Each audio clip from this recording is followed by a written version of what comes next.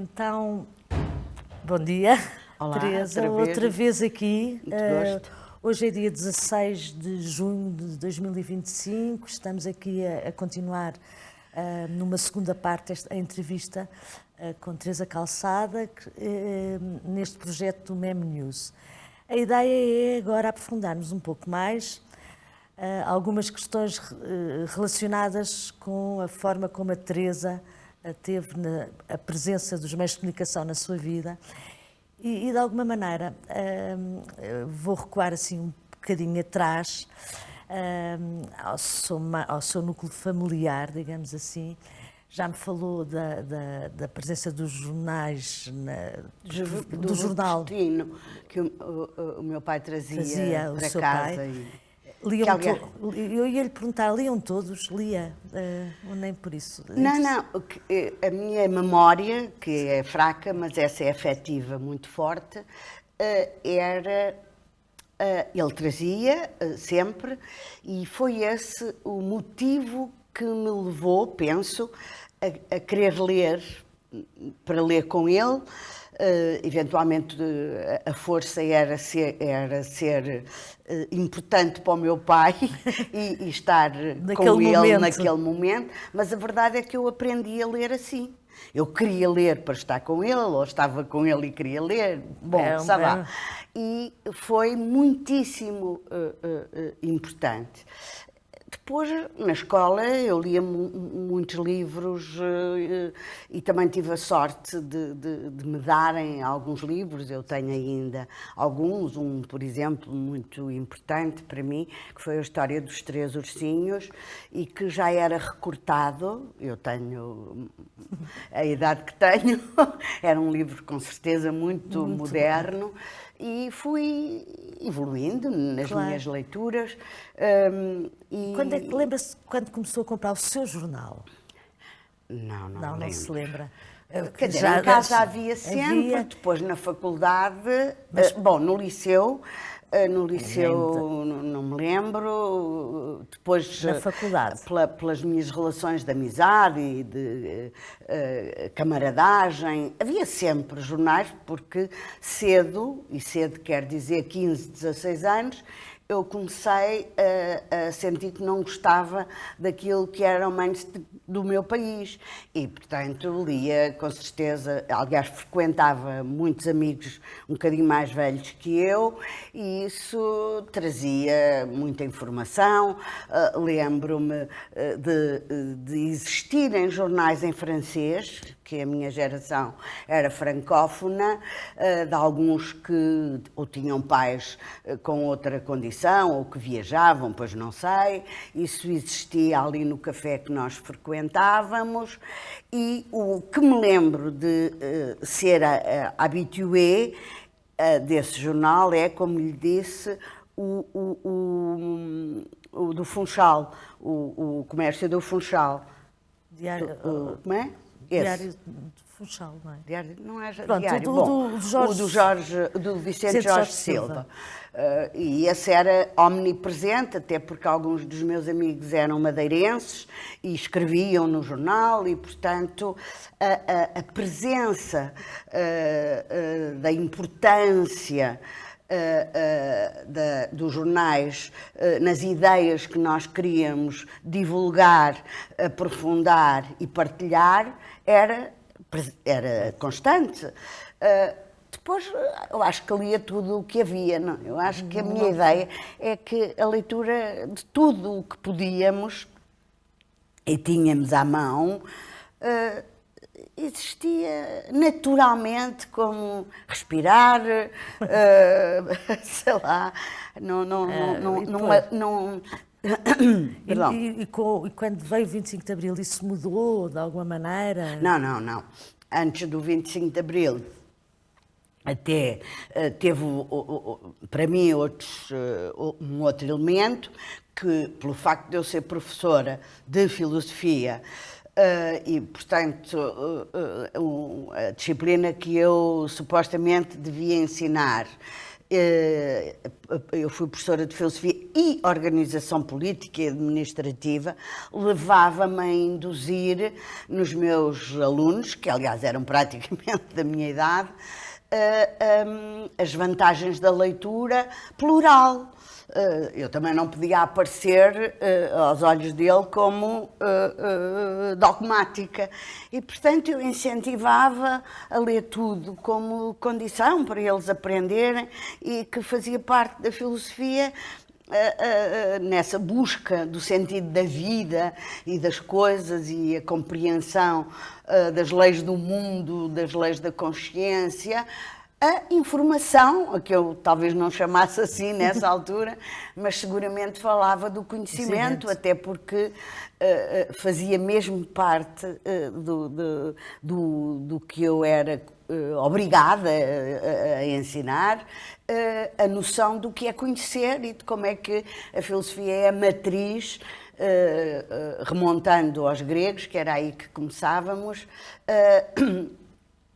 a passagem da mitologia para o conhecimento. Portanto, havia oportunidade de valorizar o conhecimento em todos os suportes, que também não se chamavam assim, mas em tudo o que pudesse dar informação, contraditório, etc. O contraditório era mais fácil, porque sempre que se dizia qualquer coisa que não era tão correto, ideológico ou politicamente, havia sempre uma censura. E os alunos da idade dos meus já percebiam a censura, até porque ela às vezes era explícita. Uma das vezes entrou um vice-reitor pela aula dentro, a censurar-me, a censurar o que eu dizia, e naturalmente os alunos percebiam, e percebiam que aquilo era um momento crítico.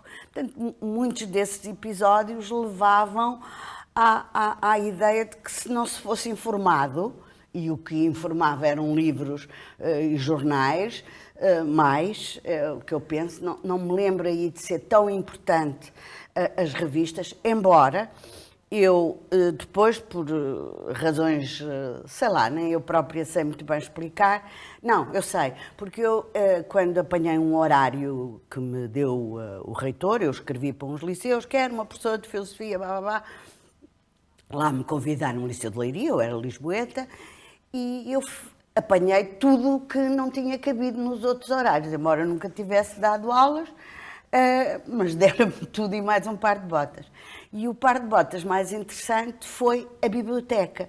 O Liceu de Leiria tinha uma belíssima biblioteca clássica, primeiras edições herdadas da biblioteca do antigo Liceu Rodrigues Lobo e etc. E eu quis introduzir no momento em que eu era responsável pela biblioteca, não só livros que correspondiam ao programa que eu achava que os meus alunos deviam ler integralmente, dou dois exemplos, a Apologia de Sócrates, o Descartes, o Discurso do Método, que eram pequenos, e, aliás, Platão foi muito bom para mim na minha relação com os alunos, porque exatamente me permitia dizer muitas coisas fora da caixa, e aí eu quis também mostrar que havia outras formas de leitura, que eram os jornais e uma tentativa de ter alguns jornais dentro da biblioteca, com certeza muito frágil, nem me lembro o quê, mas era mostrar-lhe a variedade do que era possível usar como fonte de conhecimento. Era esse o olhar que eu queria. E os alunos iam à biblioteca, ficou esta curiosidade. Claro. Iam, claro. Era... Não era assim, tão vulgar.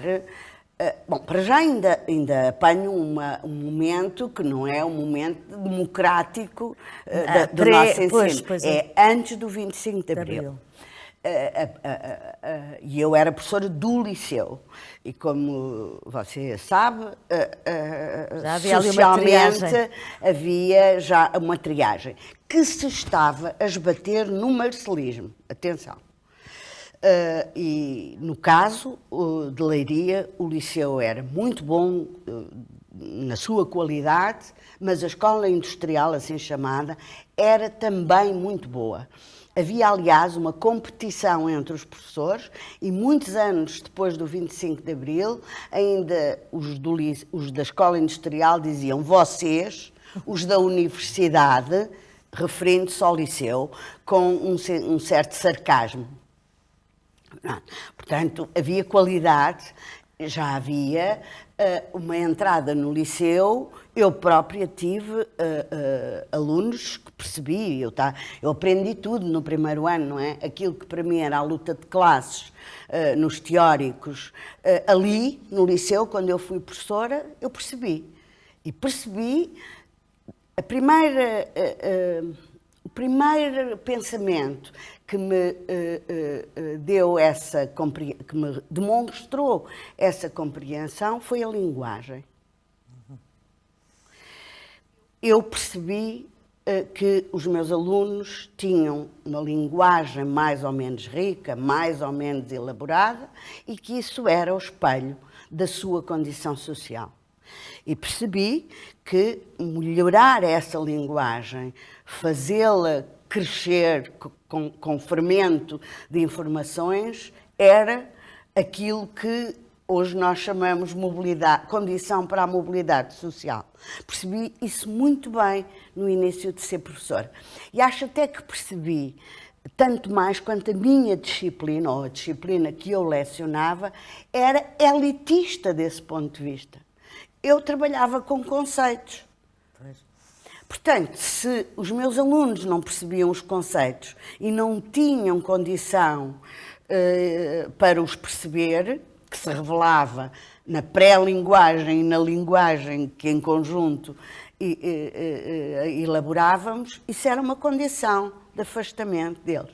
E isso lembro-me muitíssimo bem, porque foi uma espécie de epifania para mim, percebe? E aliás, foi 25 de Abril, e então, esse período? Depois do 25 de Abril... Estava em Leiria. Eu estava em Leiria, prestes a ir-me embora. Pois. Mas depois, claro, não Acabou partíamos, só ficávamos. E aí, quer dizer, eu pude finalmente dizer o que desejava, não é? Ainda por cima, com a disciplina que eu tinha, eu podia falar de política e podia falar de outros pensamentos, de outros pensadores, de outras mundividências, de outro modo de olhar o mundo e as coisas. E foi isso que fiz.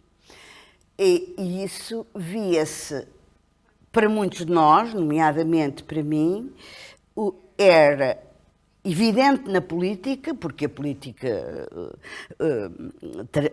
por sua vez, ligava à religião, que tinha um peso importante, às questões ideológicas. Eu estava em Leiria, Marinha Grande era um centro do Partido Comunista, Leiria era uma cidade burguesa rica, mas com um peso grande da Igreja, e, portanto, eu podia contestar tudo aquilo que... Mas nem sempre foi fácil essa relação. Não, pois, mas, enfim, na força dos meus 20 anos, que era a minha idade, eu podia fazer. Isso trouxe alguns dissabores, porque, pese embora isso tenha começado a mudar no nosso país, há questões que encontram barreiras, sobretudo nos costumes. Sobretudo nos costumes. E foi aí que eu senti mais barreiras quando falava de outros modos de viver, do papel da mulher, que aliás era uma coisa que atravessava a minha vida. A primeira vez que eu tive um conflito no liceu, aqui em Lisboa, foi por causa do papel da mulher, não é? Porque na altura que eu andava no liceu era para sermos donas de casa e mulherzinhas. Mulherzinhas num sentido que não é o das mulherzinhas, o livro, porque o livro até tem algumas mulheres interessantes. Uma jornalista, nomeadamente. Mas os costumes eram muito... Mas tem algum episódio que queira falar? Quer dizer, tenho um, não sei, eu já nem me lembro se falei dele, mas eu era de filosofia, então eu falava das mulheres e da igualdade, com certeza, e das questões associadas à liberdade amorosa, porventura que ia até ao domínio do sexual ou do direito ao prazer do homem e da mulher, das questões da pílula, porque nós, você e eu, sabemos o que isso representou na nossa vida. Eu própria era símbolo disso, porque eu vestia, eu era freak, quer dizer, era a professora mais nova do liceu, portanto, o meu corpo e o meu dizer já comunicava. Já comunicava um olhar diferente do mundo que possivelmente o 25 de Abril me deixou expandir. Porque eu, quando fui para a Leiria, no liceu entrei, era a altura que nós usávamos umas chocas, e eu fui dita aquela professora das chocas. Estamos em pleno PREC Sim, e as coisas não são nada fáceis, não é? Não são fáceis porque havia muita luta para as diferentes forças políticas. E aqui a política, a religião, os costumes ligam-se muito, como sempre, mas estava tudo muito presente, são evidentes no liceu. Por exemplo, o primeiro conflito que existe, conflito verbal, é entre mim e o padre de religião e moral, que aliás era um homem muito inteligente e culto, e disputa comigo. Outra disputa era com o Partido Comunista, com os membros do Partido Comunista, uns professores comunistas, que eram ideologicamente formados e tinham a sua história e o seu combate e a sua ideologia, mas que, por exemplo, eram muito mais menos liberais nos costumes. E eu não era nem social-democrata, que era a força mais forte em Leiria ao tempo, nem era comunista do Partido Comunista. E era muito nova e, portanto, isso foi um momento quentíssimo na minha vida, quentíssimo, porque havia forças várias, incluindo a religiosa. Por exemplo, uma vez na igreja, na homilia, o padre referiu-se a uns professores no liceu, em particular uma professora que convidava não ao liberalismo, neste caso era libertária, vamos dizer assim, e nós soubemos, por professores nossos amigos, que iam à missa dominical, e fomos interpelar o padre e dizer que ele tinha que se retratar na homilia seguinte. E porque senão nós boicotávamos a missa. O que quer dizer que havia grupos suficientes para todos os lados.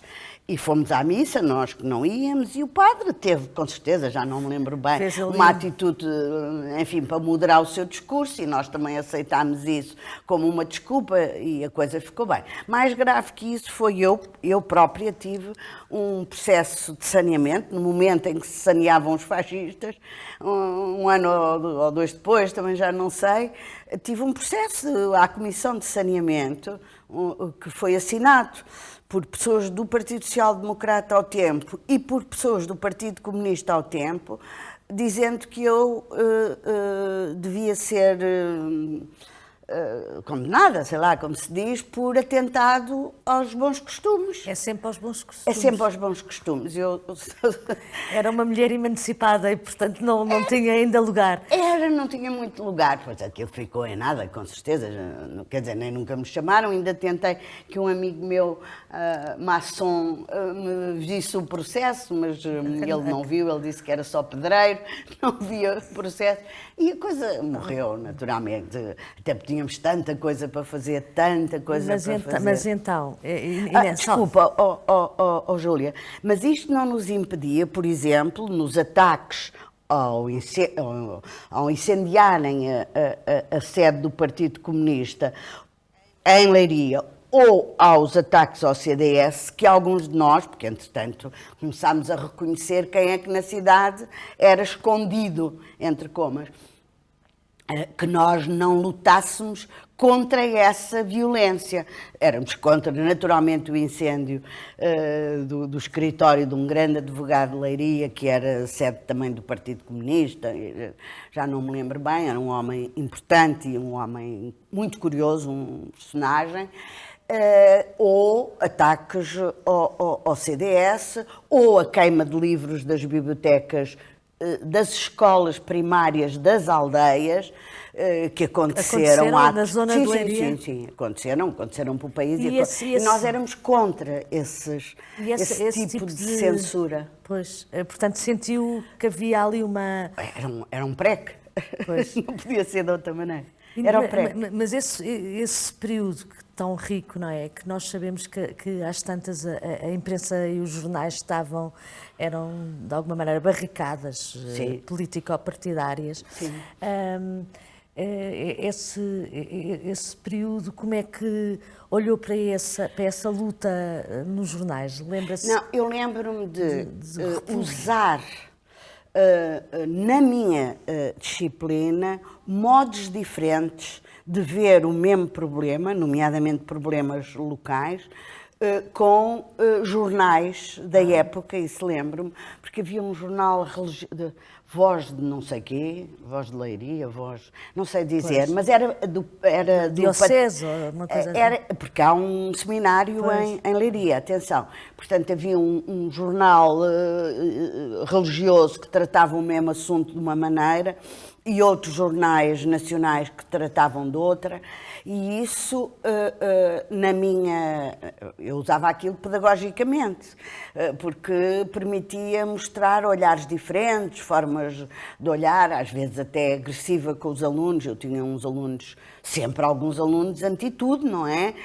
E, portanto, quer dizer, o professor tem sempre um poder acrescido, ou pelo menos eu tinha naquela altura, era muito nova, e, portanto, sei lá, lembro-me de dizer coisas do estilo: tu és mais velho que os velhos, para um aluno, ou ter um aluno que era da Jota comunista, que era muito esperto e culto, muito mais culto, e censurá-lo com a nota, porque ele era não estudava nada, não ajudava nada a que as aulas andassem, não trabalhava. E eu achava que tinha o direito de lhe demonstrar que ele se servia de um bem próprio e em vez de elevar o nível da aula, estava-se borrifando e, portanto, devia ser censurado por isso. Portanto, havia ali um comportamento ideológico de alguns mais proativos e também do professor, que no caso era eu. Então, e depois, quando é que sai de Leiria?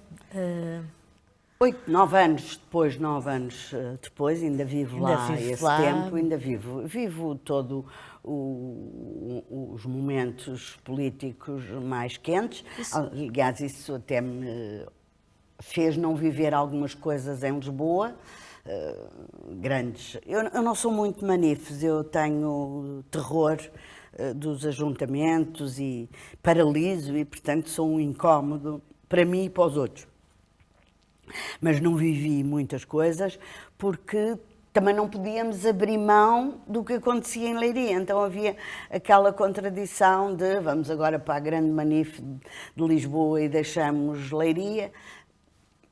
Não, mas tínhamos grupo de discussão. Tínhamos um grupo de discussão, quer dizer, um grupo de estudos que vem do antes do 25 de Abril, que era clandestino, que era um pró-sindicato, de que eu fiz parte, quando fui para a Leiria. Mas era então professores? Professores. Um grupo de discussão de professores, chama-se Grupo de Estudos. Aliás, não há muito tempo saiu um pequeno livro. Eu já não me lembro se foi, talvez tenha sido a Almedina que editou, era uma gente de Coimbra. Ali o movimento vinha muito associado a Coimbra, embora eu não fosse nada desse lado. Eu vinha comprar um vestido a Lisboa, nunca ia ao outro lado. Eu tinha casa em Lisboa. E esse grupo de estudos era escondido E tivemos umas reuniões, quando eu entrei no liceu, como eu mostrava que não era da situação, fui à jornada e fizemos algumas reuniões e isso depois vem a dar o sindicato. Eu sou sindicalista. Mas qual sindicato? Sindicato dos professores. Sim. Sindicato dos professores. Depois do 25 de Abril, formalmente forma-se o Sindicato dos Professores, que tem gênese nesse grupo de estudos. E o que é que faziam com esse nome? Grupo de estudos?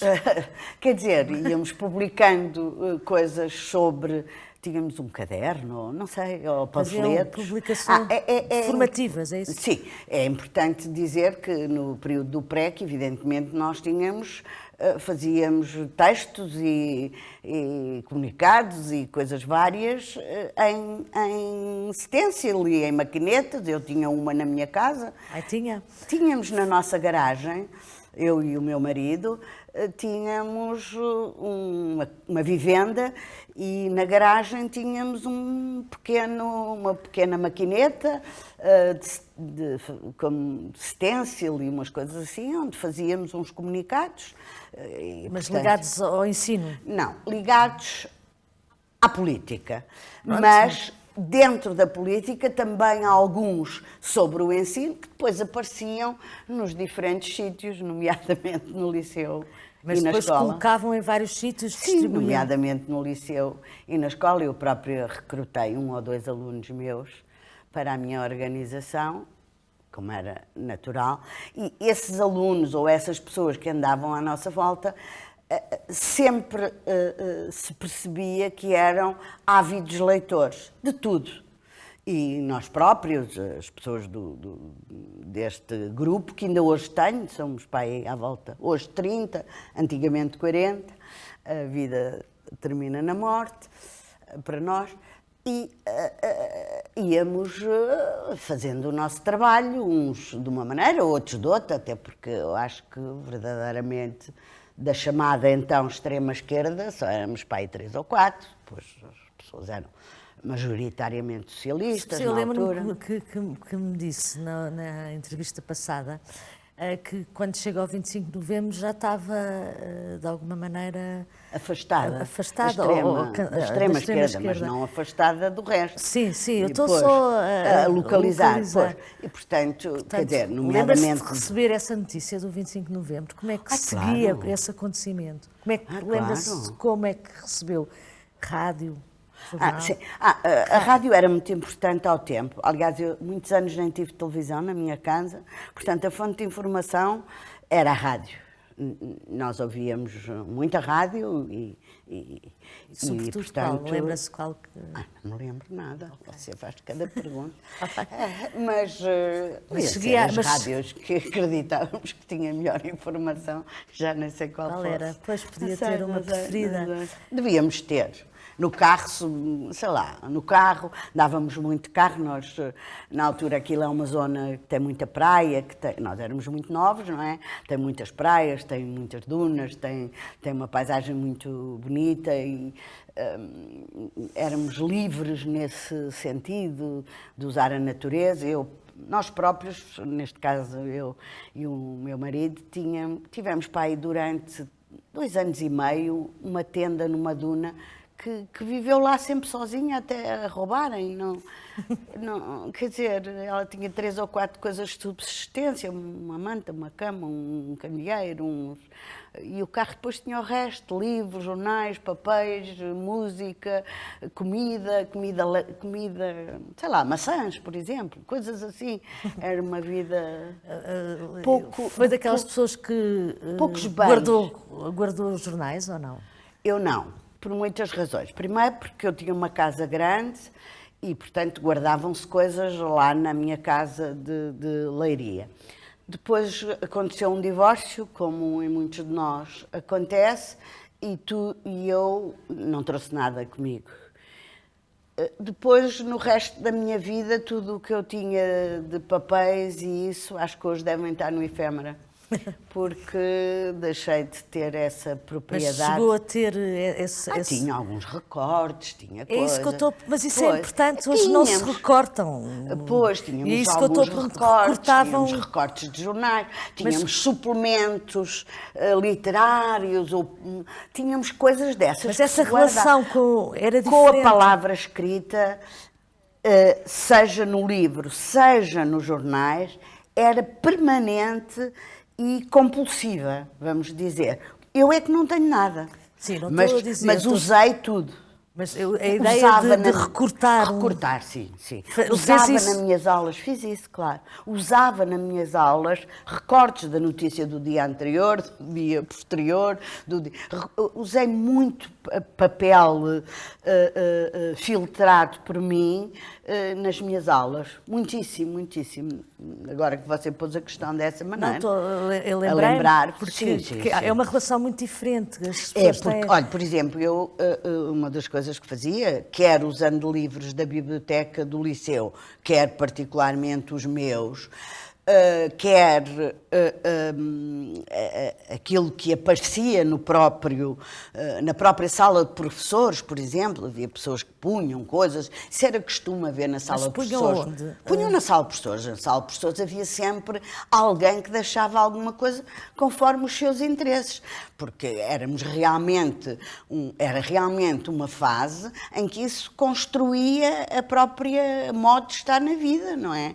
Portanto, não havia nenhum professor, a não ser alguns patetas, que sempre não tivessem houve, uma vida, que não tivessem uma vida dimensão política, não é? Da sua vida. Político-social. Na sala de professores era um lugar em que não se ia lá discutir os decretos, isto e aquilo. Quer dizer, isso acontecia nas reuniões, às vezes até às 3, 4 da manhã, era uma coisa violentíssima. Eu não sei como é que era possível que algumas pessoas decentes naquela altura tivessem aguentado aquele preco que era substantivamente feito, provocado pelos mais ativistas, não é? Quer dizer, E lembra-se do abrandar? sei lá, espera aí. Sim, acho que à medida que estabilizou a democracia, neste caso pós 25 de novembro, lembro-me de ter medo do 25 de novembro. Lembra? Lembro-me de ter medo. Quer dizer, eu acho que ainda vim a Lisboa, num desses grandes aglomerados em Lisboa, pró-democracia. Portanto, medo que o movimento da liberdade e da democracia voltasse para trás. Substantivamente, perceber que a liberdade não é a democracia, que a democracia se constrói e que, portanto, estávamos na fase de a construir, de a sustentar e ser do lado dos que não queriam que ela se perdesse. Aliás, para alguns de nós isso não era assim tão turvo, porque nós tínhamos muita história de não querer o Partido Comunista no poder e as forças à volta de...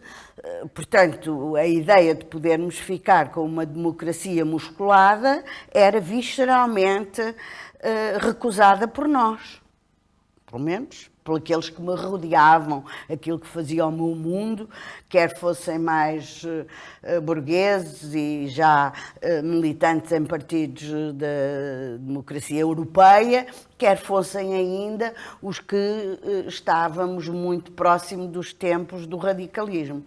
O radicalismo, o nosso radicalismo não era o radicalismo que se avizinhava com o 25 de novembro a ser tomado por forças que nós considerávamos totalitárias. Portanto, isso era absolutamente claro. Fez inimizades, certamente, não? Não, o meu grupo, quer dizer, eu tinha sempre inimigos, não é? Porque, não estava a pensar no mas tipo no de meu discussão. núcleo, não. Era pacífico. Era pacífico. Quer dizer, houve alguma luta, por exemplo, nos sindicatos, há bocado eu estava-lhe a dizer que era um corolário, não é? Eu fui desse grupo de estudos e fomos pró-sindicato dos professores e nasce um sindicato dos professores. Nós estávamos ali associados ao sindicato dos professores de Coimbra, havia para ali uma gente, ainda havia comunistas que tinham muito mais capacidade organizativa e tinham história, que foram muito importantes nesse sindicato. Aí houve muita luta, até porque na evolução normal passámos, alguns não quisemos a unicidade sindical e houve aí uma grande clivagem. Eu era dos que não queria isso dentro do sindicato. Eu até militei numa causa muito particular que foi a defesa das regentes escolares.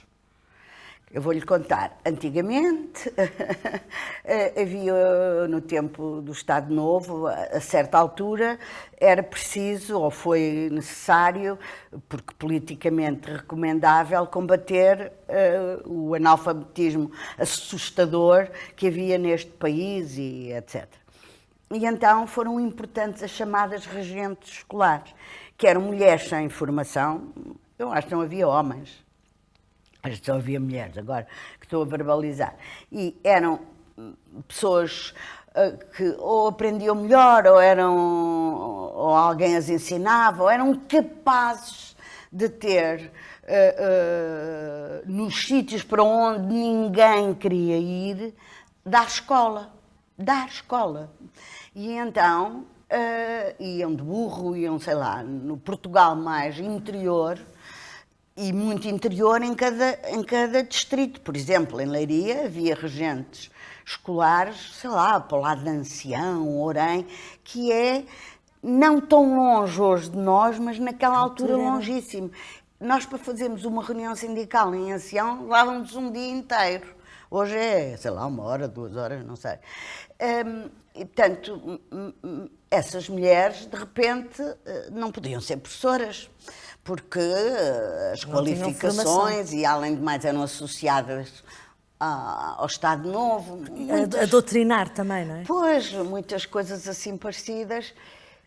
Mas nós, um grupo, defendeu que essas regentes escolares podiam, se quisessem, fazer um curso na Escola Superior de Educação dos distritos, um curso que as habilitasse a ser professoras.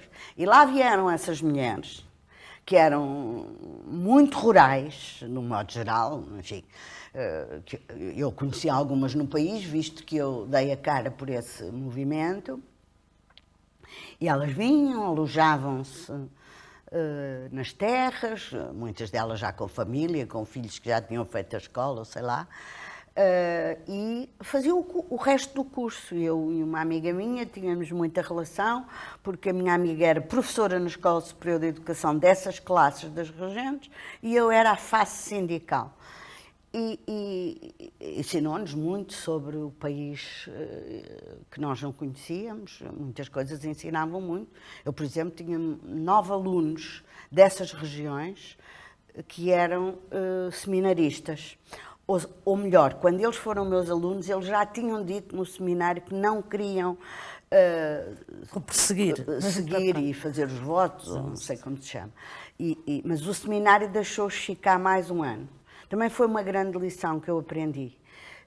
Esses seminaristas, eram 9, os meus alunos, percebia-se que não eram iguais aos outros, porque se vestiam e penteavam de uma maneira diferente. Estamos já no pós-25 de Abril. Pós-25 de Abril, antes e pós, logo ali. Lembrei-me agora de fazer esta nota por causa da ruralidade e dos sítios onde vinham essas professoras.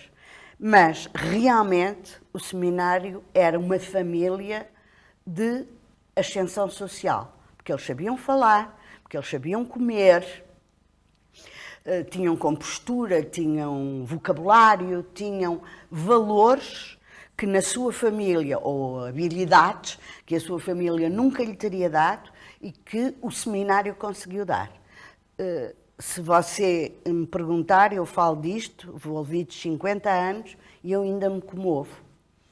Porque era tão evidente o meu país ali, naquela aula, naqueles miúdos. E essa aula era dada aonde? No No Liceu de Leiria. Uma aula Mas normal. era só 9 alunos? Não, quer dizer... Esses 9 estavam esses integrados? 9, penso que estavam em 2 turmas. Se bem me lembro, estavam em 2 turmas. Mas sentia, no fundo, os vários Portugal. Completamente. Não sei como é que se diz. Não é? Portugal nos seus vários nas suas seres, nas suas facetas. Sim, senti muito bem. Senti muito bem, e senti muito bem nas aulas noturnas. Depois eu dei também aulas à noite, aliás, gostava. E a maioria dos alunos queriam promoção social. Muitas professoras primárias que foram fazer... professores do ensino primário, que depois foram para a faculdade e fizeram a faculdade ao mesmo tempo que eram professoras para poder chegar ao fim da carreira com um estatuto igual ao dos professores dos outros níveis de ensino. Havia uma grande resiliência. Alguns epifenómenos, por exemplo, uma freira que ia todos os dias à minha aula noturna vestida de freira, era, não sei...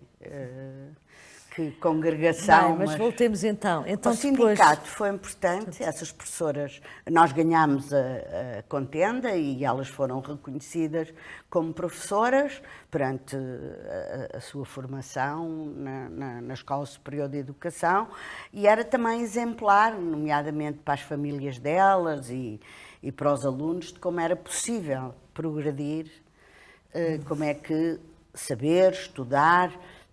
ter o reconhecimento dessa formação correspondia a uma ascensão social. E depois volta para Lisboa quando? Volto para Lisboa por uma circunstância profissional, como seja ter que efetivar, como acho que eu disse da outra vez, porque tínhamos que apanhar um lugar para ser fixo, para ficar no quadro desta grande empresa que é o Ministério da Educação. E eu não tinha lugar em Leiria, embora tivesse lá feito a profissionalização, era onde havia vagas. E havia uma vaga em Vila Franca de Xira e uma vaga em Alcobaça, na minha geografia.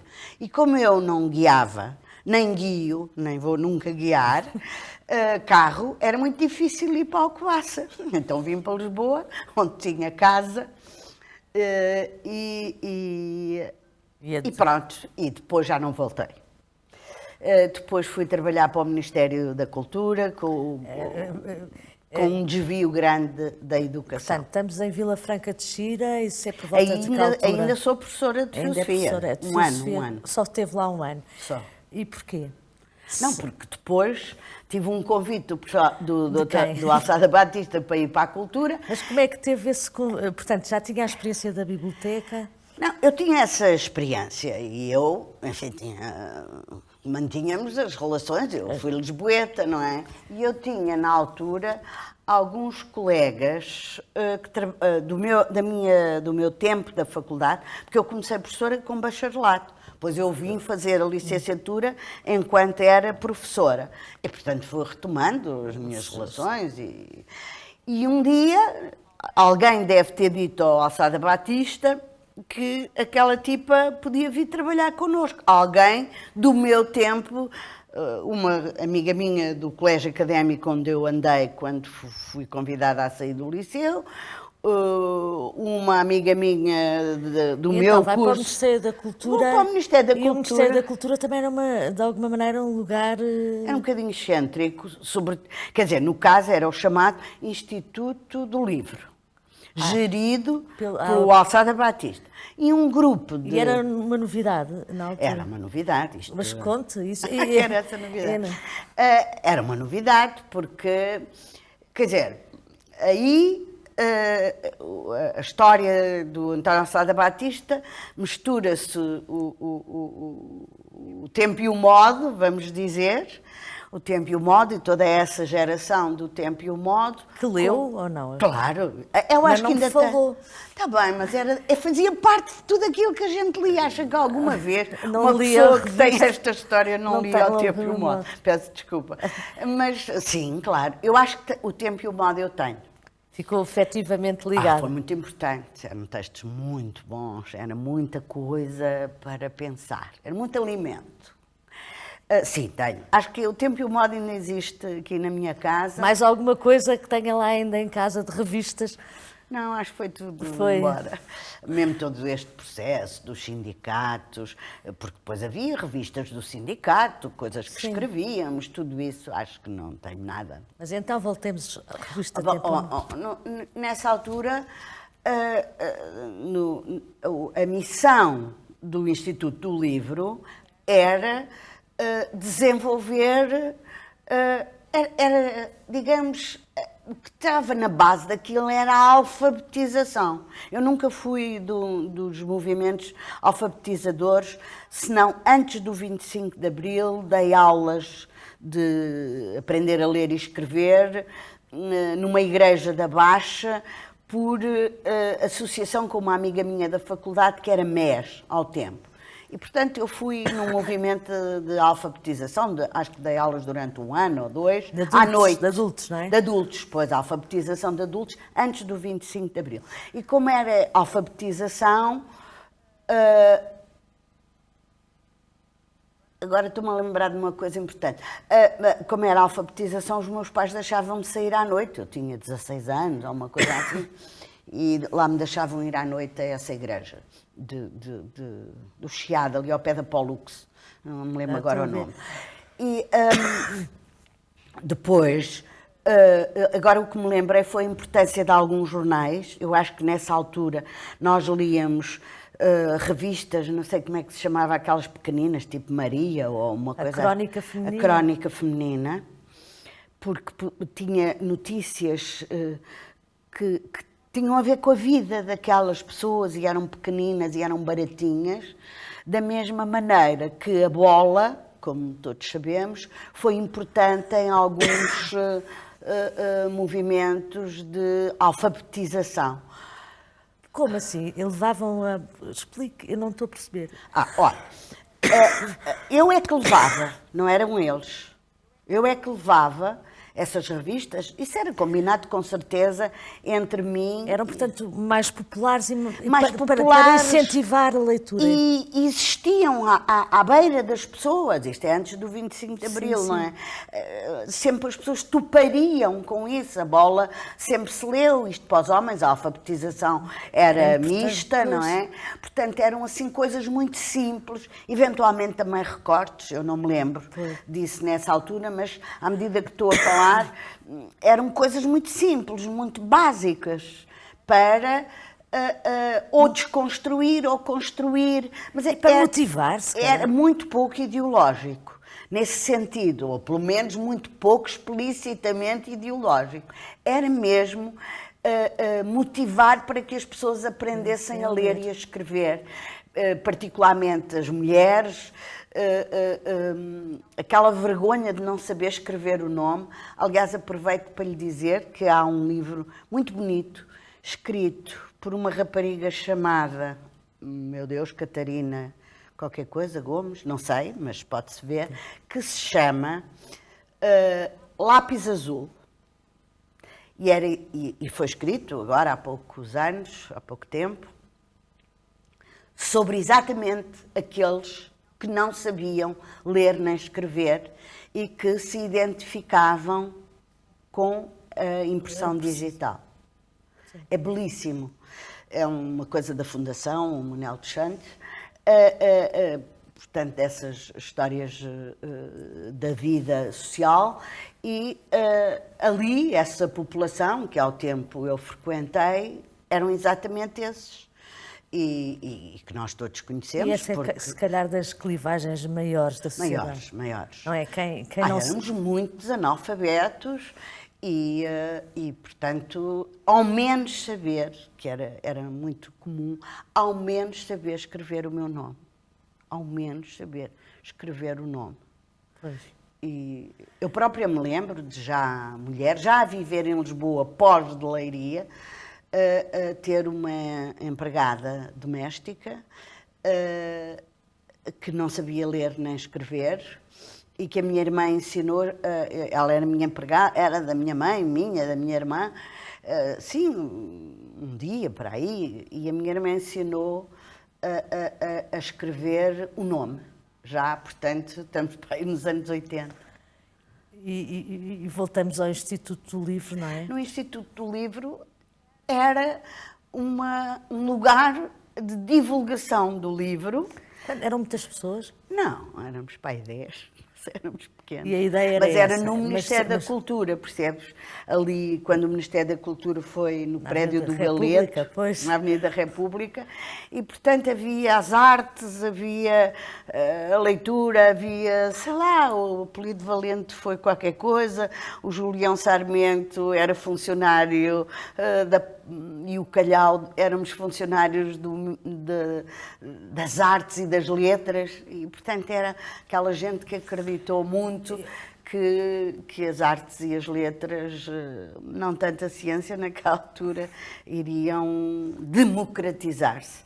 E a mim coube-me fazer o levantamento das pequenas bibliotecas no país todo, das associações recreativas, assim um nome parecido com o atual Ministério da Cultura, que se chama Recreio. Recreio não se chama, mas é Desporto, Juventude, um nome péssimo, que era Inatel, e fiz o levantamento, eu e os meus colegas, mas era meu pelouro, o levantamento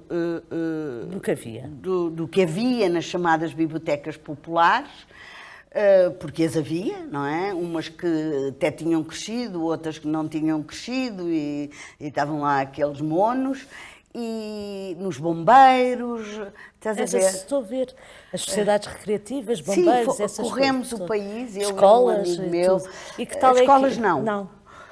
E qual era o retrato? O retrato era péssimo. Era péssimo, pois é isso. Mas foi uma vontade de fazer, era uma vontade do António Assada Batista, de fazer edições baratas que pudessem ser reconhecidas como boas para ter nessas associações, renovar, portanto, naquelas que tivessem condições para isso, ou fazer um levantamento que nos permitisse, neste caso ao Instituto do Livro, reconhecer falhas no mercado, livros populares, que fossem um pouco substituto daquilo que tinha sido aquelas edições da RTP, lembra-se, que reconheça-se ser a mais popular das edições em Portugal. Existem em todo o lado, aos milhares que foram divulgados pelo país. Eu vejo isso hoje numa biblioteca de comunidade em que participo, sempre que nos fazem uma doação, e outras entidades... Há sempre Sempre. Alguns livros tu podes ter 20, 30, e estou a falar de uma biblioteca de comunidade numa aldeia. Foi uma coisa espetacular em Portugal. E boa. É verdade. Que não se conseguiu repetir. Mas no caso do Instituto do Livro, depois negociava-se com as editoras, e havia uma comparticipação, modos negociados, de, no fundo, divulgação da cultura. E também a divulgação no estrangeiro, muito importante, as traduções, a ligação com os consulados, com as embaixadas, com alguns intelectuais que vivessem no estrangeiro. Estou-me a lembrar, por exemplo, do Prato Coelho, vivia em França, foi muito importante nas edições, traduções que se fizeram, e numa outra editora que era subsidiada para fazer coleção de traduções boas, de qualidade, escolhidos os tradutores dos nossos autores. Enfim, é todo um movimento, porque éramos muito pouco conhecidos, não é? E tiveram apoio, sentiu que havia apoio dos meios de comunicação nesse vosso esforço? Já agora, aproveito... Pois, exato. Não sei, não me lembro. Se assim sentiu... Se quer que lhe diga... sentiu... Acho que não me lembro, porque nós não pensávamos isso. Essa dimensão de marketing e não sei o que não existia nessa altura. Eu só me lembro de passar a ter essa consciência quando saí do Instituto. Ou melhor, quando o Instituto do Livro se transforma em Instituto do Livro e das Bibliotecas, porque chama a si a responsabilidade de um grande programa nacional, que foi o Programa das Bibliotecas Públicas. Aí já, e estamos a falar 10 anos depois do 25 de Abril. 10 anos depois do 25 de Abril. Portanto, este período... Este período da alfabetização, da divulgação, da ida para o terreno... Foi que anos 70 ainda? Foi anos... Não foi... Sim, 70, 80. Porque, repare, 10 anos depois, estamos a... 12 anos para aí, nós acho que começámos o programa das bibliotecas públicas, em que eu estive desde o início, era coordenado por uma importante mulher portuguesa chamada Maria José Moura, que foi a alma deste projeto e uma mulher extraordinária, e eu tive esse privilégio. Em 86, acho que foi, que começou o programa, depois de um grupo de estudos. Isto é no tempo da Teresa Patrício Gouveia, em Portugal. Ela faz a Torre do Tombo, ela cria um grupo de trabalho com o Manuel Vilaverde Cabral, com o Vasco Graça Moura, com a própria Maria José, acho eu, já não me lembro bem, mas é um movimento que produz um documento que, por sua vez, vai dar lugar a um instituto, à recriação do Instituto para Instituto Português do Livro e das Bibliotecas, e que acolhe este relatório que nós fazemos antes da execução. 4 pessoas fazem esse relatório e depois vem para o terreno essa rede de bibliotecas que hoje tem para aí 200 e tal, 300 bibliotecas no país. É uma coisa espetacular. Mas eu ia lhe perguntar, porque temos de voltar aqui às notícias. Ainda não me lembro disso, de ver... Nos anos 80, o que é que lia? Ups! Os jornais, que rádio... Entretanto, já tinha televisão. Lembra-se de comprar a sua primeira televisão? Não. Lembro-me dos meus pais levarem para a Leiria, com muito medo, a primeira televisão, pedirem desculpa de levar... mas tinham 2 e então pensaram em levar uma para nós, porque presumo que aos meus pais fazia muita confusão que ainda não tivéssemos televisão e não tínhamos por não precisavam. Pois, por pensamento alternativo, quer dizer... Mas depois lembra-se de ver nessa... Lembro. Mas embora não convivesse connosco, estava lá no quarto de hóspedes. A primeira televisão que tive, que eu não me lembro em que ano, mas... seria ali por volta, sei lá, 77 ou uma coisa assim, não sei, entre 70 e 80. Estava no quarto, uma espécie de quarto de hóspedes. Lembro-me dos filhos dos meus amigos, que todos tinham filhos, menos eu, e, portanto, habitavam muito a nossa casa, porque havia muitos livros para eles, havia muitas coisas para eles fazerem que não havia nas casas deles, e não... Casa da Teresa Calçada não há televisão. Portanto, já toda a gente tinha televisão, o não ter era uma excentricidade. Pois.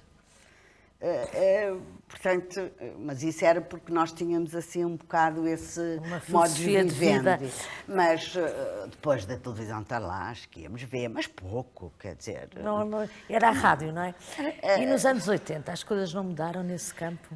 Acho que mudaram aqui, depois eu venho para Lisboa, 80, à volta de 80, e acho que isso já era tão trivial, eu também tinha na minha casa de Lisboa, na nossa casa, e quer dizer, nem me lembro de não ter.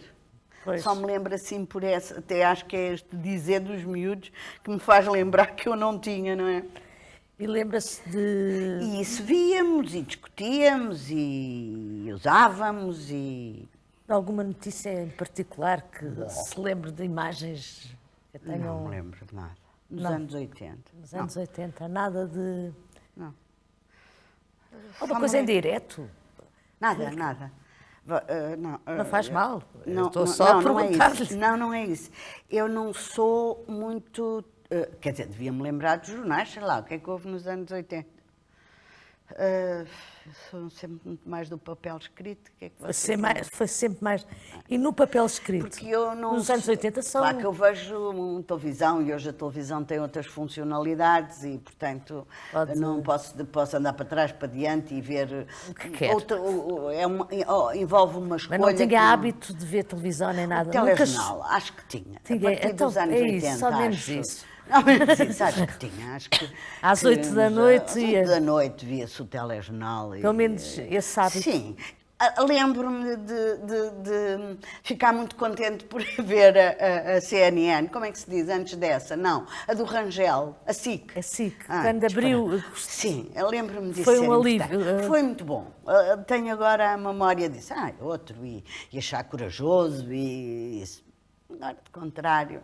Acho que teve altos e baixos, momentos em que achava que aquilo era tudo não achava fake news, mas achava que era uma porcaria, que nos roubava tempo. Mas acho que já fazia parte do cotidiano, como faz qualquer coisa. Não me parece que tivesse também sequer preconceito com isso, percebe?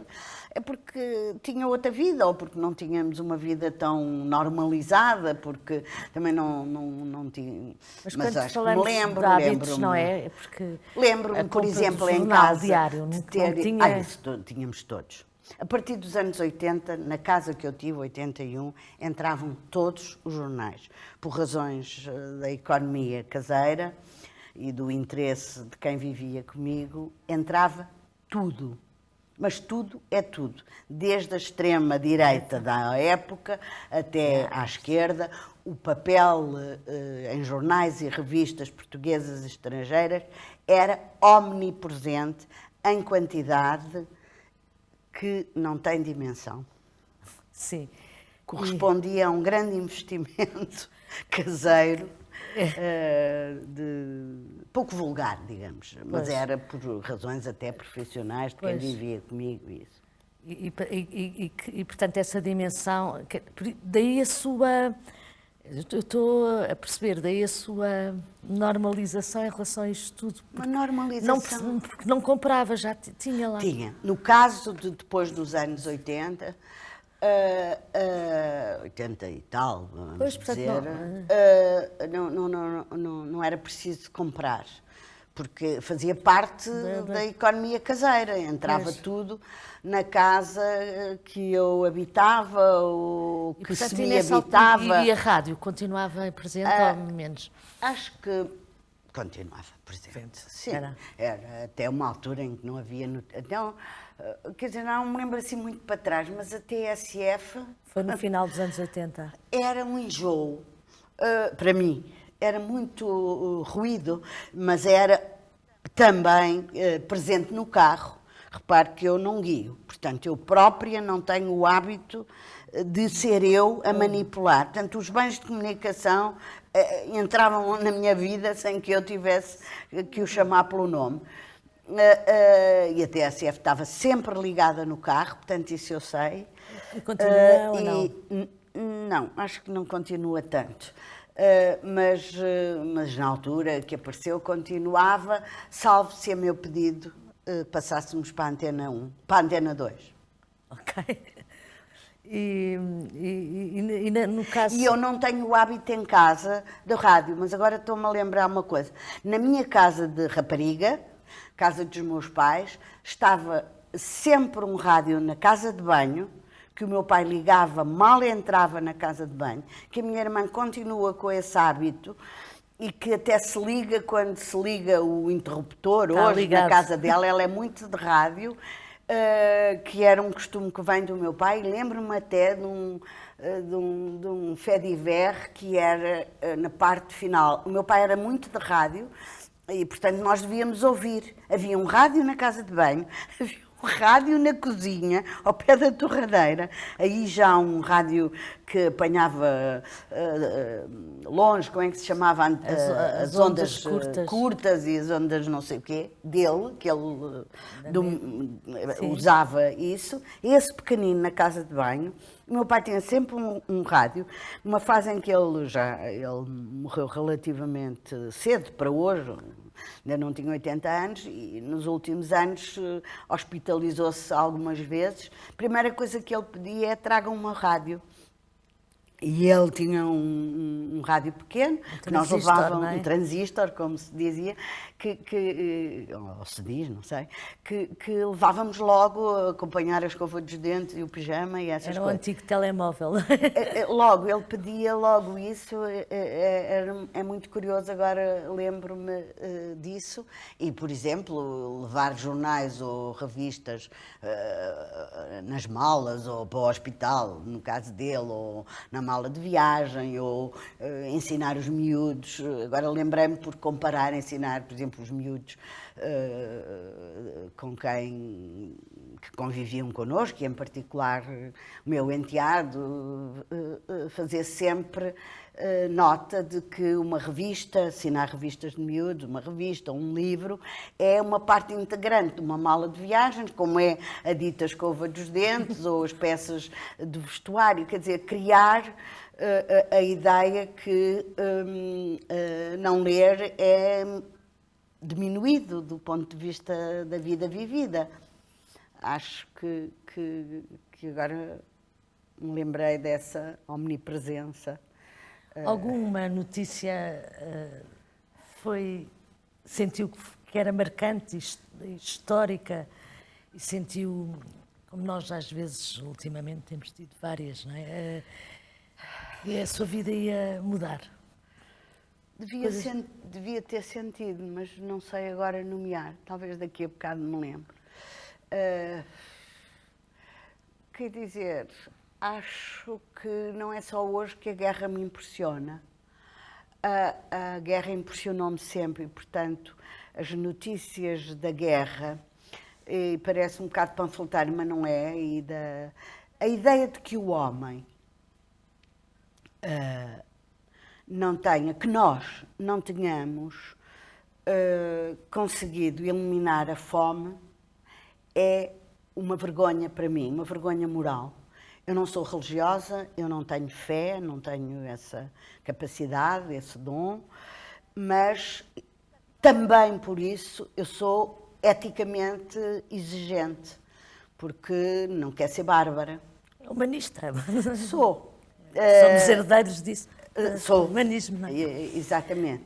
E, portanto, tudo aquilo que corresponde a não ter conseguido essa humanidade é uma vergonha para mim, e as notícias que abordam isso são sempre impactantes. Eu dou o exemplo extremo de haver fome, não aceito que não tenhamos vencido essa vergonha, essa falta de humanidade, essa falta de humanismo, essa desigualdade brutal que leva homens a morrer pela fome e, consequentemente, ou sem consequentemente, pela guerra. Qualquer notícia que globalmente toque nessa questão é sempre muito... magoa muito. E essas notícias eu leio com cuidado, eu procuro perceber, não salto, não normalizei isso na minha vida, não normalizei. Muito bem. E no que diz respeito a hábitos atualmente, como é que se informa? Antes de lhe dizer do atualmente informo-me pela televisão, pela rádio, pela internet, Mas alguns canais em específico anda a... Quer dizer, eu sou, por economia de tempo e de ruído, eu vejo em televisão praticamente só a dois. Algumas programações, ou um ou outro debate, ou um ou outro... quer dizer, um ou outro programa que já tenho na ideia que possa ser interessante, mas de um modo geral não vejo os programas habituais de discute isto, discute aquilo, são 3 ou 4 ou 5 intervenientes. Às vezes vou só lá um bocadinho, dou o exemplo de se há um programa em que os tipos, para não dizer nomes, ao fim, mostram livros e eu tenho apreço pelos tipos que estão lá, eu vou ver o que é que no fim do programa eles recomendaram. Porque pode ser um livro que me escapa ou uma coisa... E os programas... isso é interessante.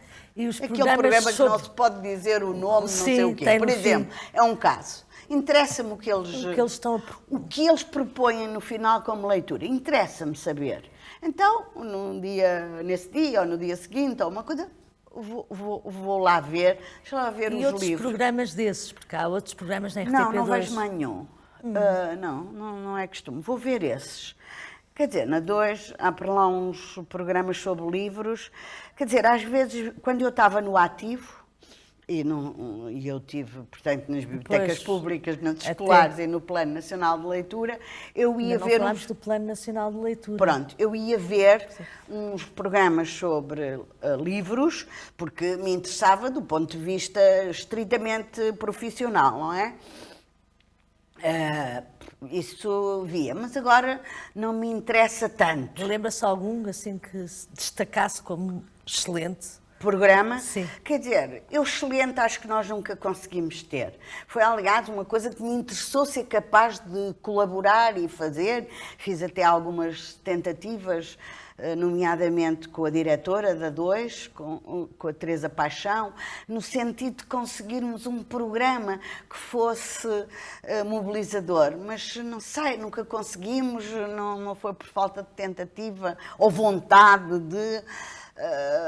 quer dizer, eu tive algumas ideias para o fazer, no tempo do Plano Nacional de Leitura, em particular, eu e a minha equipe, tivemos muita vontade de ter... Mas vamos lá para o Plano Nacional de Leitura, que passámos por cima dele. Mas deixa-me só dizer isto.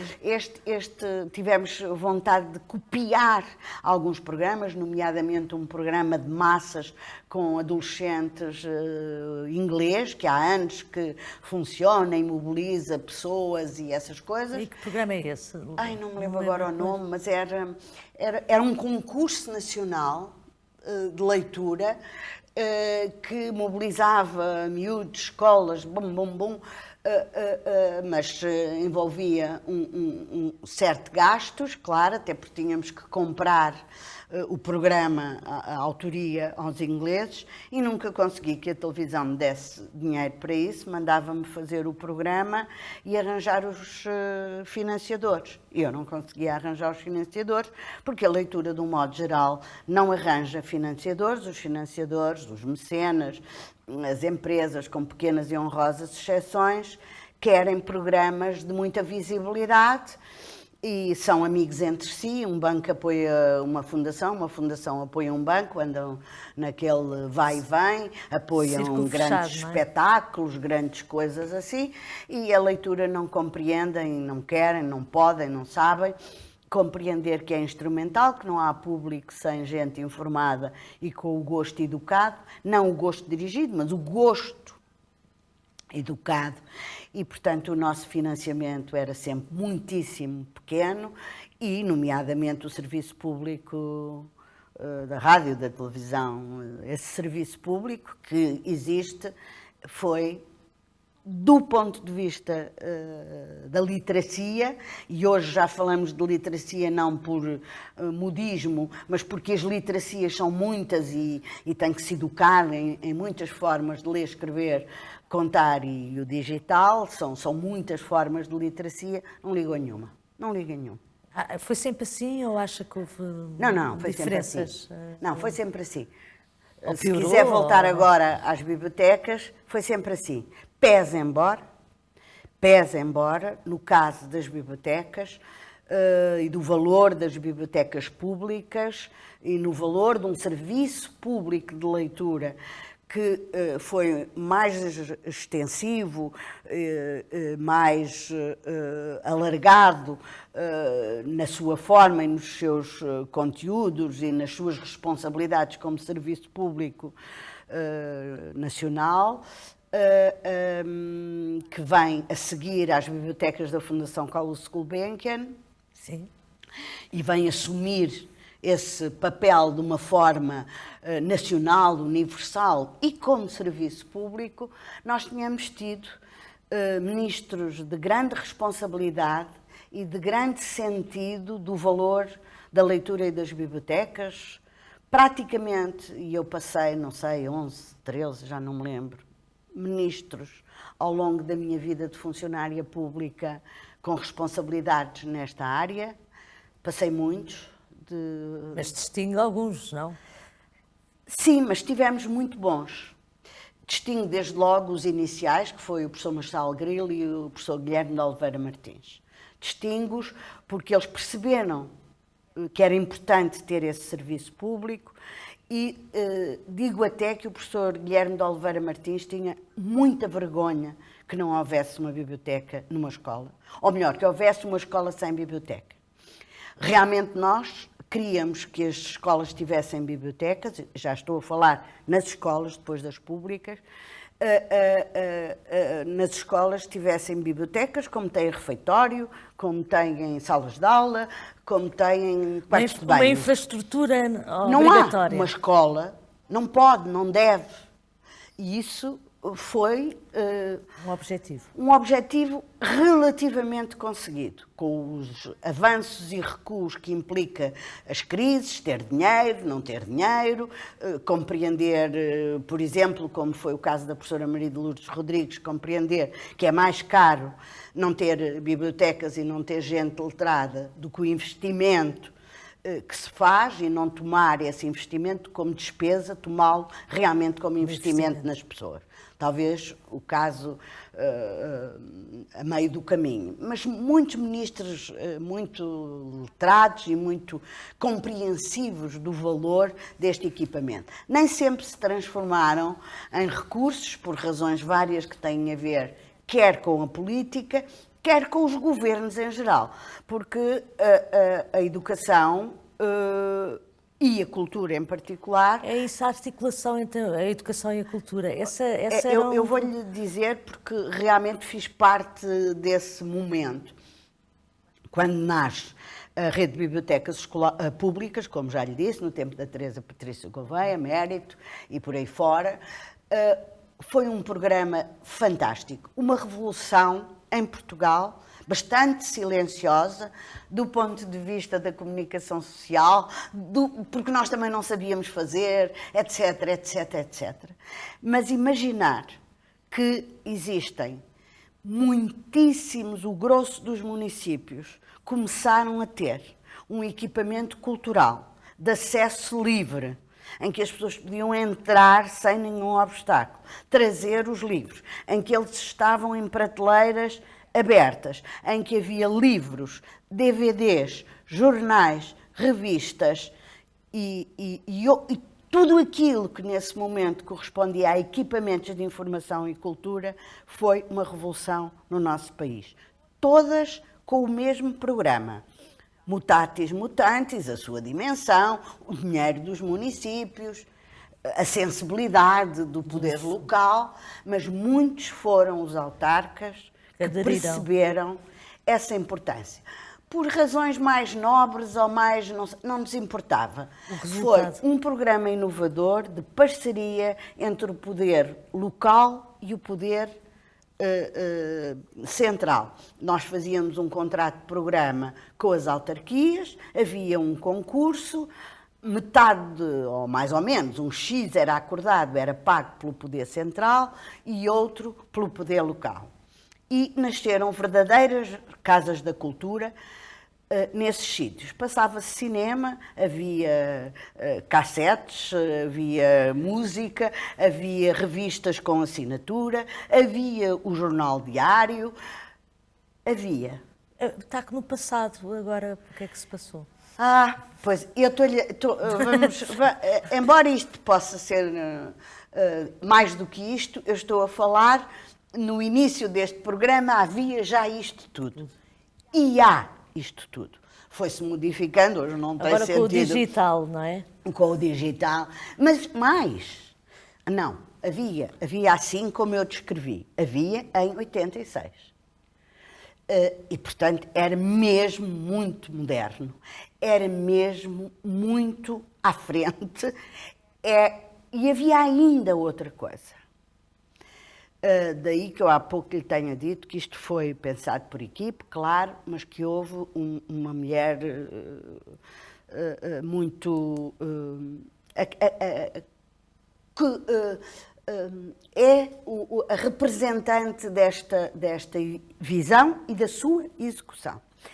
Havia a obrigação de ter bibliotecários, de ter responsáveis profissionais por este equipamento que era caro, porque não há equipamentos destes que funcionem se não houver governança.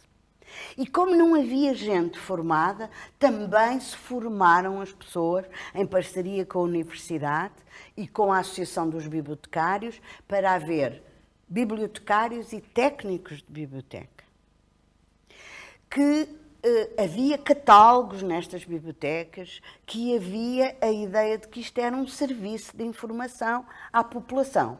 Havia os horários do comboio, havia os eventos que decorria, havia a publicitação e a ajuda que era necessária aos utilizadores da biblioteca, que muitas vezes chamávamos leitores, e havia um sentido lúdico do que se comprava para essas bibliotecas, cuja compra não era centralizada, mas era pensada localmente em função de algumas bibliotecas que, embora moribundas, nos sítios não eram tão atrasadas noutros sítios e a compra era local, e isso foi extraordinário. Havia serviços de aprovação nossa, nomeadamente as obras de construção civil, recuperaram-se muitos edifícios patrimoniais à conta disto, foram desenvolvidos muitos serviços de arquitetura e engenharia, iluminação e são nas câmaras municipais, e estes equipamentos são reconhecidos e conhecidos. Houve momentos altos e baixos, nomeadamente nas crises financeiras, e nomeadamente quando o poder local descobriu que, feito este equipamento, havia novidades que chamavam muito mais a população. Grandes piscinas, grandes não sei o quê, sem crítica a que esses equipamentos... Alguns eventos, não é? Musicais. Muitos eventos, muito efêmero, muita propaganda, muita televisão. Mas sente que isso foi mais quando? Foi mais, deixa ver, 10 anos depois ou 15 anos eu saí, 2000, não, meados dos anos 90, talvez. Meados dos anos 90. E saiu porquê? Eu saí para fazer biblioteca, não saí com nenhuma zanga, foi um desafio. Espera aí, nós estamos na altura... Não sei se foi tão tarde, já não sei dizer, mas eu saí quando o professor Marçal Grilo era ainda ministro. Como é que eu faço isto?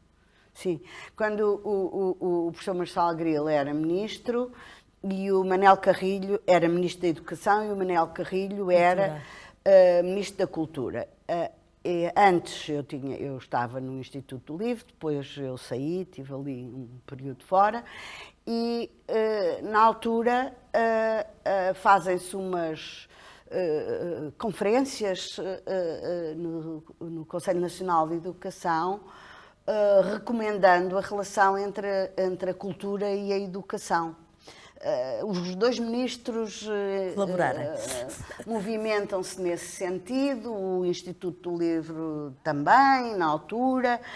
Portanto, há uma tentativa por cima da pirâmide de dizer a cultura e a educação não podem estar de costas uns para os outros, blá, blá, blá. E nasce aí a possibilidade de, exatamente porque faltam equipamentos de bibliotecas nas escolas, se fazer um programa nas escolas. E são chamadas umas pessoas que me incluem a mim, eu tinha manifestamente essa teoria, mesmo quando eu estava a trabalhar nas públicas, eu fui sempre defensora das escolares, não era uma política consensual, pronto, e começa então um programa na base de um relatório que também apresentávamos. Na altura estava a Isabel Alçada, estava eu, estava uma pessoa do gabinete já do Guilherme e um bibliotecário. Apresenta-se um documento que a Isabel coordenou, Isabel Alçada, e para fazer bibliotecas escolares em Portugal. Um documento bem feito, eu não era a coordenadora, posso dizer, embora fosse parte, um elemento bem feito, pragmático, adequado ao nosso país, inspirado nas públicas, que tinha, hoje, envolvidos estes anos, o documento que deu origem às bibliotecas públicas continua um documento de referência, claro, uma referência, uma fonte original, e foi nomeado um grupo executivo, que no caso me calhou, e pronto, e fui coordenadora das bibliotecas escolares e começamos a fazer bibliotecas tendencialmente em todas as escolas, e hoje eu acho que há muito poucas escolas que não tenham biblioteca, e penso que foi um bom serviço que se fez e que elas funcionam também, como tudo, a altos e baixos.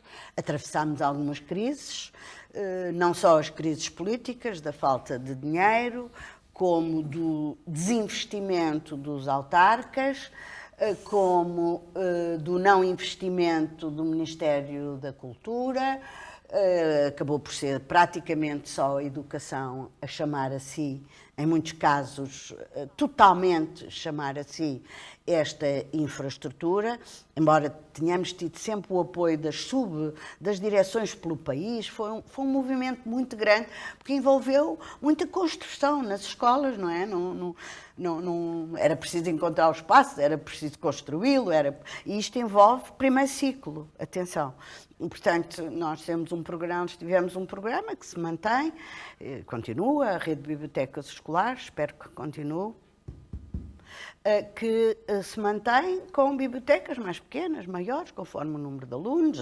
Foi havendo muitas revoluções na educação, portanto tiveram que se ajustar, eram pequenas.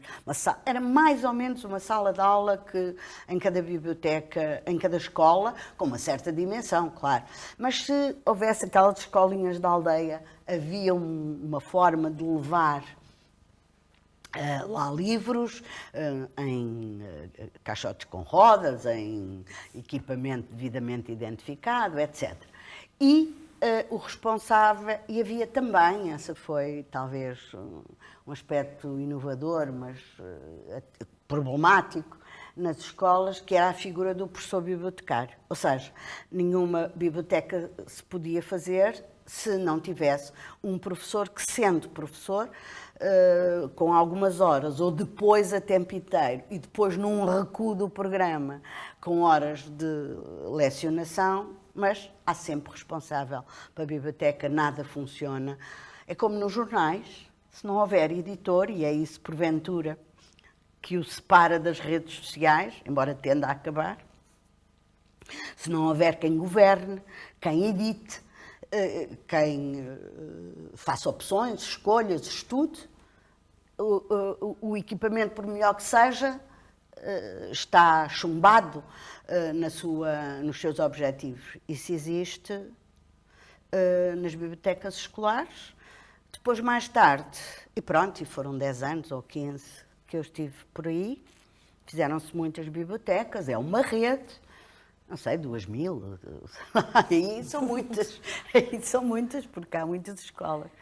E depois, numa altura mais frutuosa de dinheiro, nasceu o Plano Nacional de Leitura, que, no caso, governado por Isabel Alçada, e eu estava nas escolares, e que, nessa altura, e que nós as duas sempre vivemos numa imensa parceria e de juntar forças, como uma espécie de infraestrutura e superestrutura. A infraestrutura era a biblioteca escolar em relação com a pública.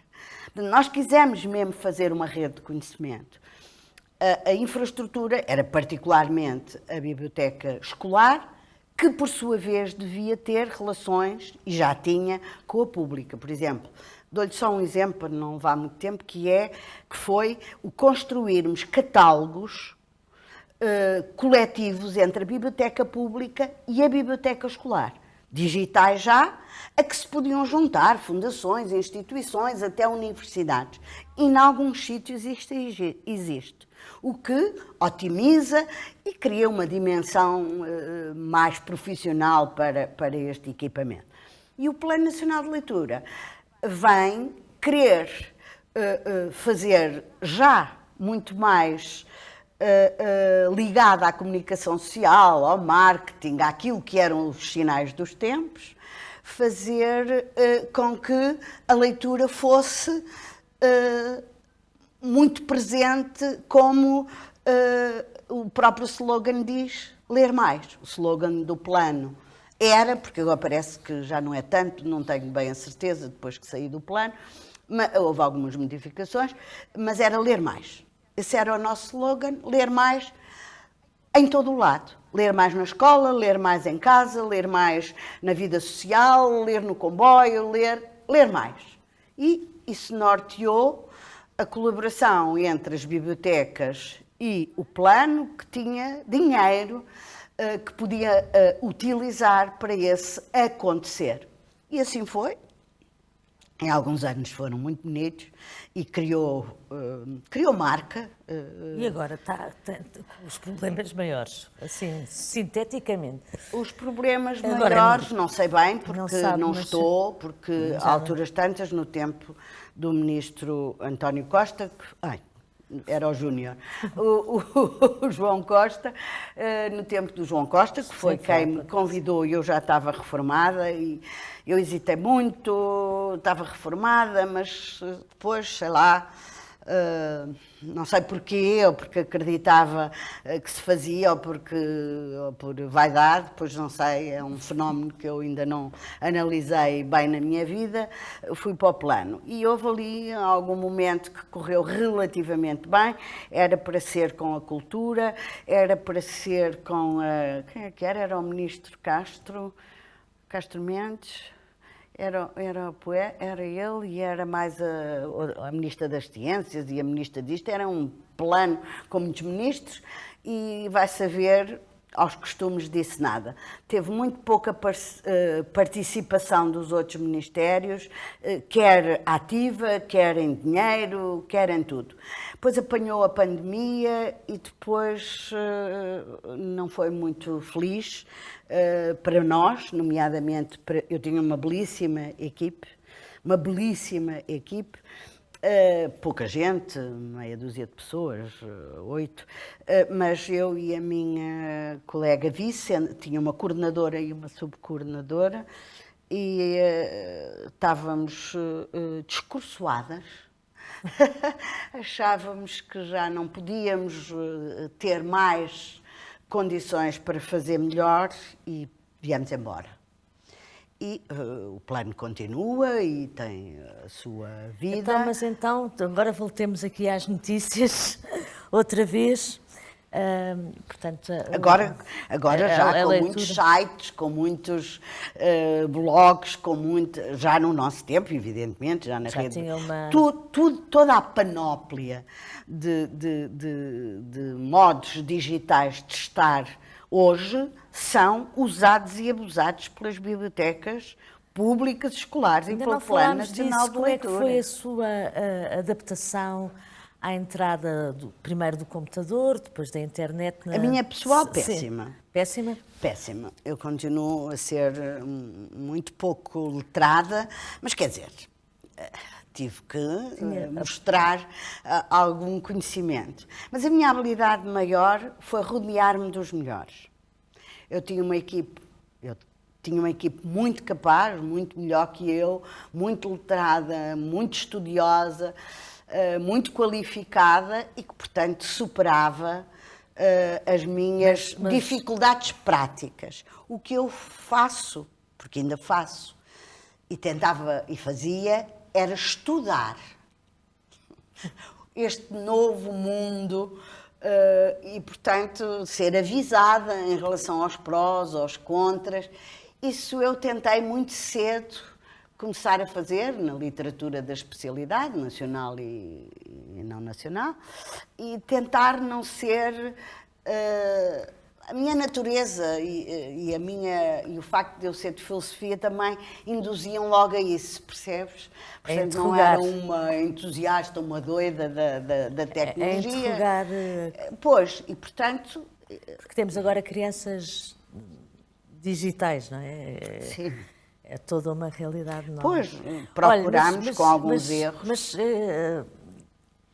participa nas redes sociais? Tem redes sociais? Não tenho nada. O meu gabinete tinha tudo. Sim, mas agora estou a falar pessoalmente, nada. Sim, nada. Agora, consulto, uso aquelas coisas, mas não tenho nada por opção. Não tenho. Não quero. Não participo em nenhuma rede. Não tenho redes, não... Quer dizer, tenho o quê? O WhatsApp, se considerar uma rede, tenho o WhatsApp por razões muito funcionais, que são, não é? Mas procuro ser contida, para também ter tempo para outras coisas, mas esse andar a correr de o seu coisa... cotidiano hoje em relação aos meios de comunicação, qual é? Jornais em papel. Sempre. Em papel, pois é engraçado. Em papel. Embora eu tenha a assinatura de um jornal diário, mas não prescindo de o ver em papel. Eu, aliás, passo pelas bibliotecas. Eu tenho cartão de leitora da Biblioteca de Galveias, que, no caso, filo nas Galveias, em Lisboa, mas dá para a rede de bibliotecas de Lisboa, que são muitas e boas, algumas, e é um trabalho que, com as suas limitações, não deve ser esquecido, nem escondido, nem valorizado. Muito importante. E tem melhorado muito, pese embora não se tenha feito a grande biblioteca de Lisboa, que estava prevista logo no princípio da rede de bibliotecas públicas, e os sucessivos presidentes de Câmara nunca conseguiram fazê-la. Uns não quiseram, outros não conseguiram, and so on, mas foram melhoradas muitas bibliotecas, várias bibliotecas que há pela cidade, e algumas já muito boas por espaço e condições e funcionários, e portanto as pessoas em Lisboa devem usar a biblioteca. Às vezes, em Portugal também se esquece. Isso é um problema que tem a ver com a nossa falta de literacias longo tempo atrás. Longos dias, tem 100 anos. Portanto, frequento, assino isso, que é uma coisa que eu gosto de fazer, é ler o jornal à noite. Ou seja, eu sou notívaga e, portanto, antes de dormir leio o jornal do dia seguinte, que tenho em digital.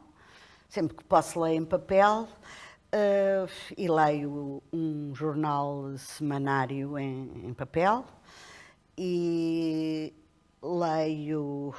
não leio revistas daquelas da quinta-feira, da terça, não leio nada. Não perco tempo e não... Não quer dizer nomes, está aí. Não, mas posso dizer, não leio a sábado, não leio o que é mais. O que é que lê à sexta e o que é que lê diariamente?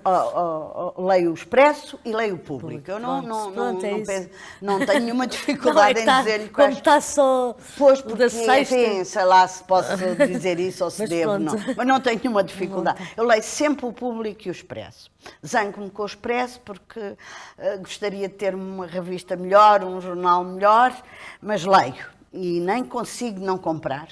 Não sou assinante, não consigo nem não comprar em papel do Público, por essa razão sou... É desde o princípio ou não? Quer dizer, o Público, sim, desde o princípio. Foi um jornal que apareceu com muito entusiasmo para nós, para mim também. Sim, desde o princípio. Não sei se sou assinante, mas alguma vez se zangou com os jornais que lia? Sou assinante do El País. Um bocadinho por causa da Babélia, mas assinante, E na televisão, o quê que eu estava a dizer? A dizer se zangou Já me alguma vez. zanguei imensas vezes. Se já abandonou os jornais. Não, isso não. não. Não chegou a cortes Não chegou e a depois cortes. regressa. Mas fico zangada quando sei que um jornalista é censurado ou a cortes, acho que não. Quer dizer, acho que por ser pacífica, pois o que é que eu vou ler? Não tenho outro, dentro do mal é o menos mal e tal, às vezes jango, às vezes há um dia, quer dizer, não há notícia, tanta opinião, não me dizem o que se deve dizer, comentadores a mais, que é, por exemplo, uma das coisas que me incomoda na televisão, quer dizer, toda a criatura tem opiniões, não sou muito dada a isso, e nos jornais a mesma coisa, percebes? Agora, informação gosto, esses são os meus jornais do dia-a-dia, digamos, da semana. Jornalistas assim de referência? Daqueles que... Que eu vou sempre ver?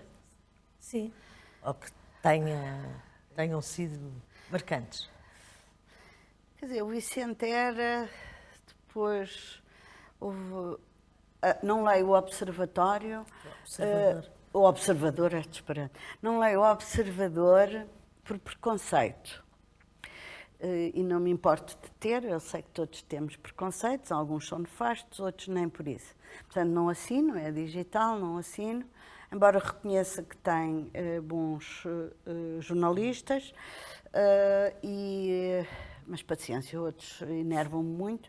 Alguns meus companheiros de outros tempos, e é muito à direita, para o meu gosto pessoal, o meu gosto no sentido vivencial, e portanto não gosto nada de ler. E acho que tem muito capital por trás. E dos outros, do público, espera, agora estou obnubilada.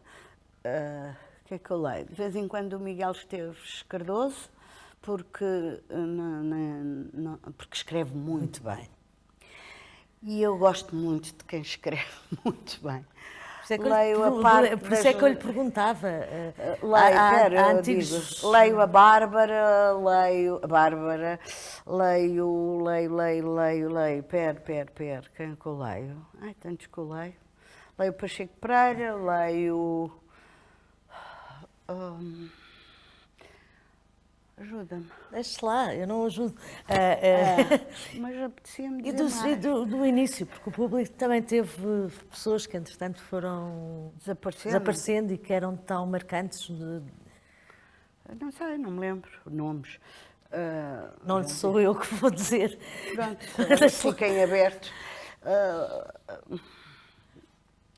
Eu leio sempre leituras, portanto, leio Isabel Lucas, leio Coutinho, eu tenho essas leituras, isso leio tudo. Leio o Guerreiro, leio o Y, eu sou mais dessa linha, mas leio alguns da política e daquelas coisas do dia-a-dia, mas assim, com estima, não me lembro de nenhum mais. Está bem, já fez várias referências.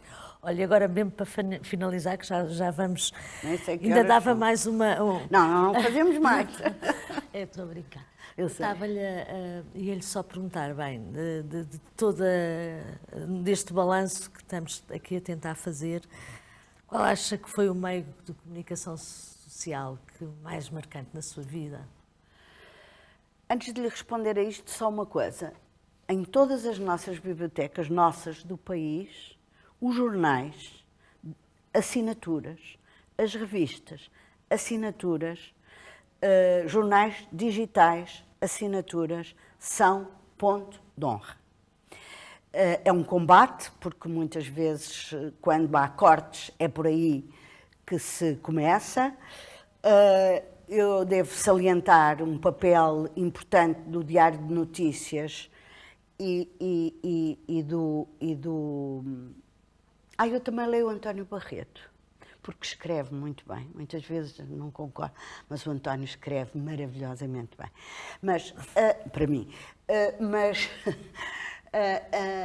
a existência destes bens revistas de desporto, revistas de ciência, de astronomia, de humor, de... São as próprias bibliotecas que escolhem e que escolhem essa... Escolhem, exato, não há interferência nenhuma. Nós nunca compramos livros no tempo, e enfim, é desde o princípio... Também são eles que escolhem. São eles. Sim. É uma grande coroa de glória até hoje, nossa. E acho que é assim que deve ser. Importante. Muito importante. Negociam com as livrarias, com as editoras. É um bom princípio, sim, concordo. Mas recomendamos ainda hoje muito isso, mesmo que as pessoas não leem. Tem que ter para explicar exatamente a edição, para explicar que é outro meio de comunicação. E também para agradar aos que leem, porque nós estamos nas bibliotecas para fazer leitores, mas nós estamos para servir leitores. E pese embora aquilo que nós temos para dizer sobre as novas gerações, que é, como quem diz, sobre a nova sociedade, há bons leitores nas nossas escolas. Os miúdos vão à biblioteca por razões muito diversas. Claro que hoje não estão lá pasmados a ler um livro como nós estávamos. Pasmados. Então, eles têm o livro, eles têm os bens.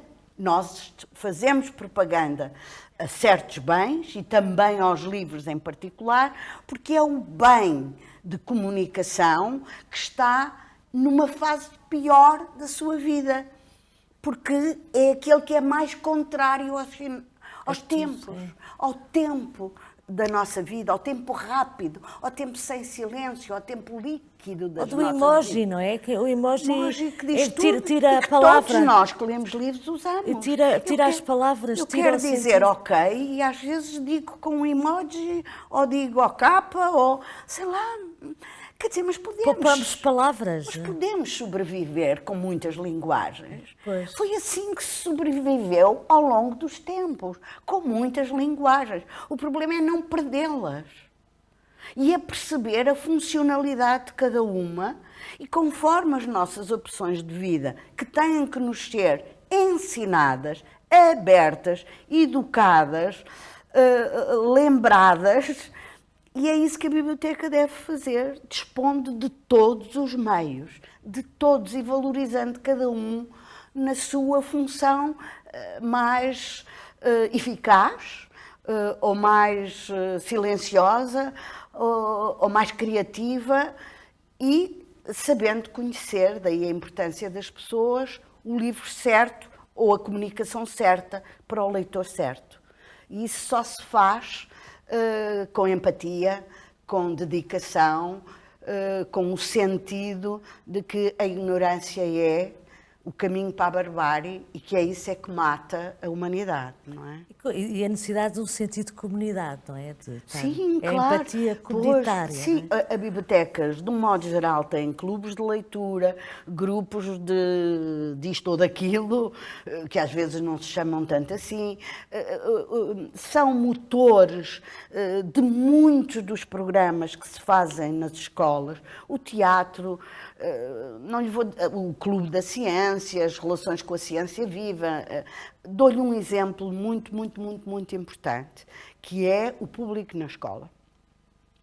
Mérito do público.